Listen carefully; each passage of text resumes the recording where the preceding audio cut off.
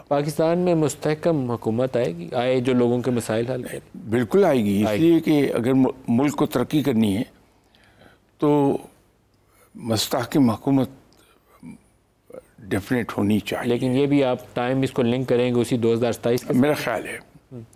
एक बात बुजुर्ग का करते हैं और वो एक से ज़्यादा हैं, उनका ख्याल है कि एक वक्त आना है कि पाकिस्तान में ज़ेर ज़मीन कुछ दरियाफ्त होगी, तेल निकल आए, मदनियात निकल आए, उससे पाकिस्तान में बहुत खुशहाली आएगी। ये बहुत से मजहबी लोगों ने मुझे ये बात की। वो दुरुस्त फरमा रहे हैं, वो दुरुस्त फरमा रहे हैं, वो वक्त आ रहा है। हाँ जी। वो कब से शुरू हो रहा है?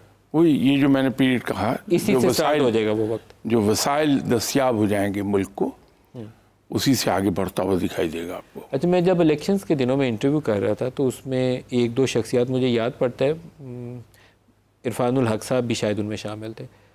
उनका ख्याल था कि पाकिस्तान में एक बहुत ही सख्त किस्म का अकाउंटेबिलिटी प्रोसेस शुरू होने वाला है। इस पे अकाउंटेबिलिटी पे आपने भी बोला था और उन्होंने तो इसके ऊपर बहुत ही ज़ोर देकर बोला कि बड़ा सख्त अकाउंटेबिलिटी प्रोसेस शुरू होने वाला है, एक दफ़ा सफाई होगी उसके बाद बेहतरी का अमल शुरू होगा। आपके ख्याल में वो प्रोसेस कब शुरू हो रहा है? मैंने शायद ये कहा होगा कि मुल्क में डंडा चलने वाला है, वो चला है और आगे भी चलेगा और चलेगा भी जी। तो अकाउंटेबिलिटी सही में होगी या वो हम तो पॉलिटिकल विच हंटिंग ही देखते हैं? अकाउंटेबिलिटी तो नहीं कहना चाहिए। अगर आप अकाउंटेबिलिटी का नाम देना चाहें तो दे सकेंगे आप, लेकिन मैं तो उसको सख्ती का नाम दूंगा कि सख्ती ज़्यादा आएगी। अभी इस 25 के अंदर और सख्ती बढ़ेगी लोगों पे जी। अफरा तफरी ये संभाली जाएगी कि नहीं? हर गली मोहल्ले में हम जो बेचैनी देखते हैं वो संभाली जाएगी कि नहीं? बेचैनी में और अफरा तफरी में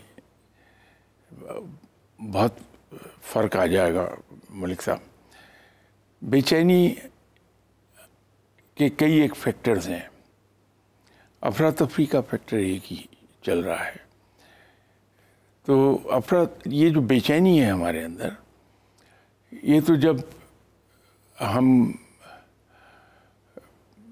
देखते हैं कि एक फ़र्क है, तबक़ाती फ़र्क बहुत हो गया और हैव एंड हैव नॉट्स का फ़र्क बहुत हो गया है।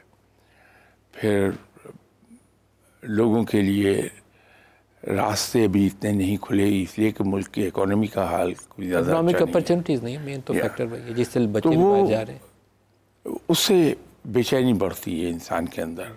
सर एक और चीज़ बताइए, हम जिस रीजन में रहते हैं, इंडिया पाकिस्तान कॉन्टेक्स्ट में, यहाँ हालात आपको नॉर्मल नज़र आते हैं? नहीं, मेरा ख्याल है कि जिन हालात से पाकिस्तान गुजरा आया है उन हालात में एंटर हो जाएगा इंडिया बड़ी जल्दी। उन हालात में एंटर हो जाएगा इंडिया बड़ी जल्दी। हम जिन मुश्किलों से हम निकल के आ रहे हैं उसमें इंडिया शामिल होने जा रहा है। हम तो बाहर निकल रहे हैं, इंडिया दाखिल हो रहा है उसमें, मेरा ख्याल है। तो वो फंसेगा, हम बच जाएंगे। इसलिए कि एक कुदरत का अपना निज़ाम है,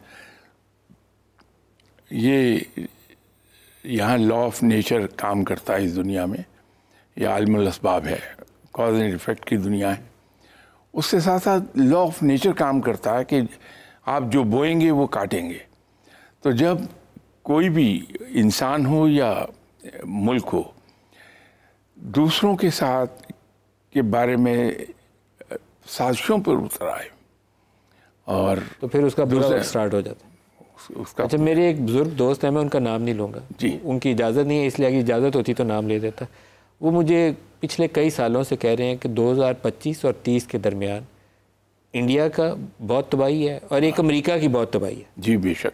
वो मैं जितनी दफ़ा उनसे मिलता हूँ ना, बड़े ज़ईफ़ हैं, बड़े, इस नाम इसलिए नहीं लेता कि वो आमतौर पे मिलते जुलते नहीं है किसी से, तो है सैयदज़ादे हैं, शाह साहब हैं।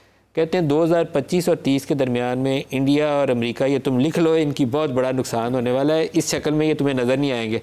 तो आपका इस पर क्या तजज़िया है? नहीं, मैं शायद उनकी बात से एग्री करूँगा कि डॉलर तबाही की तरफ ज़रूर जाएगा। जो कुछ अमेरिका करता रहा है उसको उसके लिए भुगतना है और वो भुगतेगा।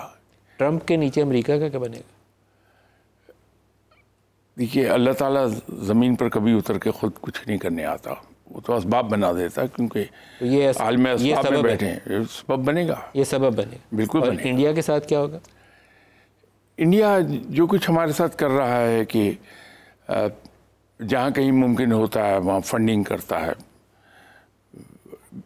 ये जो खारजी हैं सारे, ये जो आके टीटीपी वाले हमले करते हैं, इन सारों की तो असला और पैसा उधर से आता है। वो खुद भुगतेगा उसकी अपनी रियासतों में, और बल्कि मणिपुर में शुरू भी हो गया। ये उसकी इब्तदा है। मेरे वो जो दोस्त हैं बाबा जी, मैं उनका दोबारा नाम नहीं लूँगा, वो कहते होते हैं जो इनकी वो साउथ वाली स्टेट्स है ना, चिकन नेक स्टेट्स उनको कहते हैं, यहाँ से कहते हैं तबाही होनी है, यहाँ खराबी नज़र रखना यहाँ के ऊपर, यहाँ से खराबी होनी है। मणिपुर उधर ही है, उधर ही। तो आपका भी तजिया उनसे मिलता जुलता है जी। वो इसको भुगतना होगा इंडिया को, जो कुछ इसने पाकिस्तान के साथ किया। आप कभी गौर से देखिए, पाकिस्तान के साथ जिसने भी बुरा किया उसने भुगता ज़रूर है। सर एक सवाल आपसे पूछना है, उसको थोड़े से अच्छे से लफ्ज़ों में पूछ लेंगे, नहीं तो हमारे भी वो सेंसर वाले बैठे होते हैं, परेशान हो जाते हैं। जब मैं इस्टेब्लिशमेंट कहता हूँ ना, बटनों पे हाथ रख लेते हैं। पाकिस्तान में आम तौर पर जिस अदारे का जो काम है वो करता नहीं है। जुडिशरी जो है वो दरियाओं की और अस्पतालों की वेस्ट कहती है ठीक करनी है, अपनी जुडिशरी नहीं ठीक करनी। इस तरह इस्टेब्लिशमेंट जो है वो एग्जेक्टिव ठीक करने चली जाती है। तो कभी ऐसी भी स्टेज आएगी कि इस्टेब्लिशमेंट अपना फ़ौज काम कर रही हो, जज अपने काम कर रहे हो, और एग्जेक्टिव वाकई लोगों की फिक्र कर रही हो कि हमने कैसे लोगों को रोटी कैसे देनी है।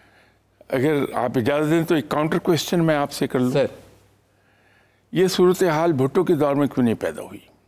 आपका क्या कहना है? इसलिए कि वो बहुत काबिल आदमी था, उसकी ग्रिप थी मामलात पर। आप किसी सब्जेक्ट पे उससे बात कीजिए, बड़ी स्ट्रॉन्ग होल्ड थी। तो नाहल लीडरशिप की वजह से ये सूरत हाल है। तो जब मेरे ब्रेक लेकिन वो काबिल शख्स कब आएगा जो ये इस काबिल होगा कि वो खुद निज़ाम हुकूमत को अच्छे से चला ले? आने में देर नहीं लगेगी। एक को अल्लाह ही उतारेगा तो आएगा। लेकिन आपको ये जो चेहरे मैदान में हैं, इनमें से कोई चेहरा लगता है कि कोई नया चेहरा राइज करेगा? मलिक साहब, ये मेरे एलिमेंट के अगेंस्ट है कि मैं किसी दूसरे फर्द के बारे में कोई कमेंट कर दूं। कोई नया चेहरा राइज करेगा, बहुत कुछ अल्लाह कर देगा, करेगा। हमें उम्मीद रखनी चाहिए। Very soon. Oh yes. एक आपसे मैंने और चीज़ पूछनी है, ये मेरा अपनी मर्जी का सवाल है। चैम्पियंस ट्रॉफी आने वाली है, पाकिस्तान में होनी है। पाकिस्तान का क्या बनेगा? जीतेंगे हम क्रिकेट का मैच? ये नहीं मैं कह पाऊंगा। सर सबसे अच्छी बात तो आपने बताई नहीं। वो मुझे शायद इसके लिए पूरी चैंपियंस ट्रॉफी में जो मर्जी होता रहे, मुझे टेंशन नहीं होती। जिस दिन इंडिया पाकिस्तान का मैच होता है ना, मैं कहता हूँ आज पाकिस्तान जीत जाए, बाकी जो मर्जी। ये सिर्फ आपका हाल नहीं है, सबका ही हाल है। तो इस पे तो कोई खबर सुना दे। अल्लाह ताला बेहतर फरमाए। सही सर, इस पे बताएं, इंडिया वाले मैच से हम चैंपियंस ट्रॉफी में इंडिया को हराएंगे कि नहीं हराएंगे? अल्लाह बेहतर करे। अल्लाह बेहतर करेगा। फिर दुआ पे बात आ गई है, फिर हम कुछ नहीं, अल्लाह बेहतर करे। आप दुआ करिएगा। आई एम विशिंग कि अल्लाह बेहतर करे। मैं ये नहीं कह रहा अल्लाह बेहतर करेगा, मैं कह रहा हूँ अल्लाह बेहतर करे। तो इट्स अ विश। आप जाके फिर रात को इबादत करेंगे ना, तो मेरी ख़ास इस्तदा के ऊपर दुआ करिएगा कि पाकिस्तान इंडिया वाले मैच में उसकी खूब पिटाई लगाए और हम मज़े से जीतें। ये तो दुआ कर सकते हैं ना? नहीं, पाकिस्तान की बेहतरी के लिए तो बिल्कुल दुआ करते हैं, लेकिन कोई पिटे ये दुआ करना। ये तो क्रिकेट मैच है ना सर, इसमें डंडे से थोड़े मारना है, बॉल को बल्ले से पिटाई करनी है। वो नेगेटिव दुआएं ये नहीं सर, ये पॉजिटिव दुआ है अपनी टीम की जीत। नहीं, अपनी मुल्क के लिए तो क्या दुआ ज़रूर आदमी करता है, बगैर आपके हुक्म किए भी मैं दुआ अपने मुल्क के लिए तो ज़रूर करूँगा, हर कोई करता है। लेकिन ब्रेक करीब आ रही है, एक चलते चलते कोई पाकिस्तानी कौम को कोई पढ़ने के लिए कुछ बता दें कि इस मुल्क के हालात बेहतरी की तरफ चले जाएं, एक या दो लफ्ज़ों में कोई चीज़ बता दें। बेहतरीन वजीफ़ा ये है कि मैं और आप हम कुछ इस अंदाज में मेहनत करना शुरू कर दें कि हम अपने आप को मुतमईन करें कि मैंने काम सही कर लिया। बिल्कुल सही। बस यही एक वजीफ़ा है जो काम करेगा। अच्छा, मैं ब्रेक में जाने से पहले अपने वो गुमनाम दोस्त जिनका नाम नहीं ले रहा, उनसे मैं ये पूछता हूँ, तो मुझे कहते हैं दो चीज़ें पढ़ा करो। एक अल्लाह की सुन्नत है, अल्लाहुम्मा सल्ली अला मोहम्मद, कि नबी पे दरूद भेजना, ये अल्लाह की सुन्नत है बेशक। और दूसरा नबी की सुन्नत है अस्तगफिरुल्लाह, तो माफ़ी मांगा करो, तौबा किया करो। एक नबी की सुन्नत है, दूसरी अल्लाह की सुन्नत है। कहते हैं इससे ज़्यादा तुम्हें मुझे बताने की ज़रूरत नहीं है, दोनों सारा दिन किया करो, भरपूर किया करो। तो आप सही फरमा रहे हैं। सही फरमा रहे हैं आप, बहुत सही उन्होंने फरमाया, जो साहब भी हैं। और आपकी तरह के मेरे दोस्त हैं, मैंने आप जैसे सारे जो है ना बुजुर्गों से रखी हुई हैं कि मुझे भी कुछ अकल आ जाए, सीधी राह पे चल पड़ूँ। नहीं माशाल्लाह। सरफराज शाह साहब मारूफ मजहबी स्कॉलर हैं, बहुत शुक्रिया आप हमारे। ब्रेक करीब आ गई है, ब्रेक के बाद दोबारा मिलेंगे तो मौजूदा और सूरत हाल के ऊपर, सियासी मामलात के ऊपर बात करेंगे। हमारे साथ रहिए। प्रोग्राम में दोबारा खुशामदीद कहते हैं। अभी पहले हिस्से में हम सरफराज शाह साहब से पूछ रहे थे कि पाकिस्तान के हालात, रूहानी मामलात, रूहानी दुनिया के अंदर उनके हिसाब से कब से बेहतरी का अमल शुरू होगा। तो वो कहते हैं कि 2027 के वस्त में ऐसा मामला शुरू हो जाएगा। लेकिन ये जो रवां महीने चल रहे हैं अक्टूबर और नवंबर से, यहाँ से वो कह रहे हैं एक प्रोसेस का स्टार्ट हो गया जहाँ थोड़ी सी सांस लेने की गुंजाइश पैदा होगी और 2-2.5 साल में ये अमल मुकम्मल होगा तो फिर वो टेक ऑफ वाली स्टेज आ जाएगी। तो प्रोग्राम के दूसरे हिस्से में हमारे वो पॉलिटिकल लीडर्स हैं हमारे पास, एनालिस्ट हैं हमारे पास, उनसे भी पूछेंगे कि रूहानी दुनिया की तो ये बातें हैं, आपकी जो अमली सियासत है वो क्या कहती है। तो प्रोग्राम के इस हिस्से में हमारे साथ हैं आबिद शेर अली साहब, पाकिस्तान मुस्लिम लीग नवाज़ के सीनियर रहनुमा हैं, पाकिस्तान तहरीक इंसाफ से ओन अब्बास बप्पी साहब हैं और पिल डैड के सरबराह अहमद बलाल महबूब साहब हमारे साथ हैं। सबको खुशामदीद कहूँगा। आबिद साहब आपसे स्टार्ट करूँगा, आपका तज्जिया क्या कहता है कि आने वाले दिन क्या सियासत में कोई बेहतरी का पैगाम लाएंगे?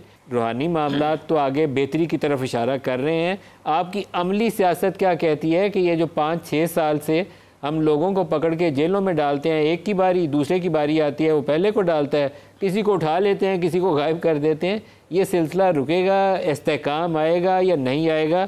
सियासी तज्जिया आपका क्या कहता है?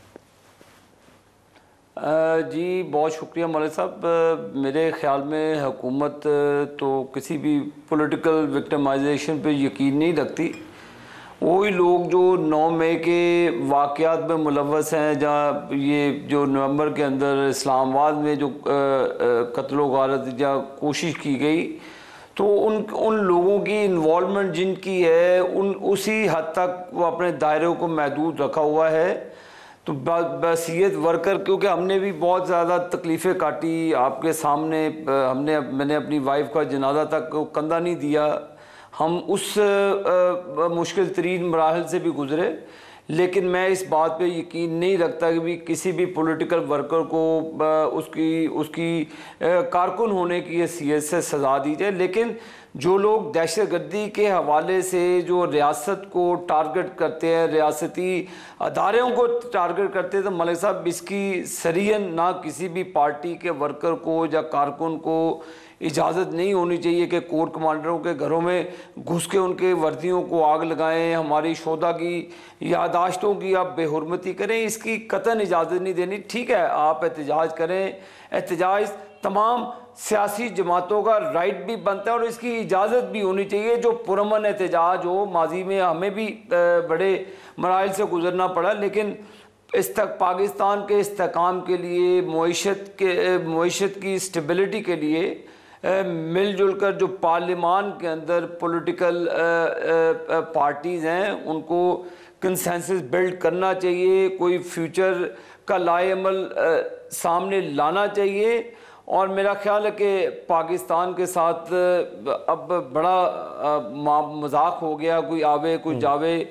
अब जो हुकूमत बन गई है इसके साथ मिलकर पाकिस्तान को आप अपनी सियासत को, अगर आपको भी मुआशी हालात का मलिक साहब बखूबी अंदाज़ा है, लेकिन मेरी राय के मुताबिक पाकिस्तान की मईशत को मजबूत बनाने के लिए हमें तमाम जो पार्लियामान के अंदर पॉलिटिकल पार्टीज़ हैं एक एजेंडा हमें ज़रूर तय करना चाहिए। हमें ज़रूर एक बप्पी साहब को भी ये सवाल पहले पूछ लें। बप्पी साहब, जो सरफराज शाह साहब की गुफ्तगू अगर आप सब ने सुनी हो, तो सरफराज शाह साहब ने जैसे इमरान के लिए वो कहते हैं कि चंद माह में वो जेल से बाहर आ जाएंगे, लेकिन हुकूमत उनको वो लगता है कि कुछ साल अभी नहीं मिलने वाली, लेकिन पाकिस्तान की बेहतरी के लिए वो बड़े पॉजिटिव नज़र आए हैं।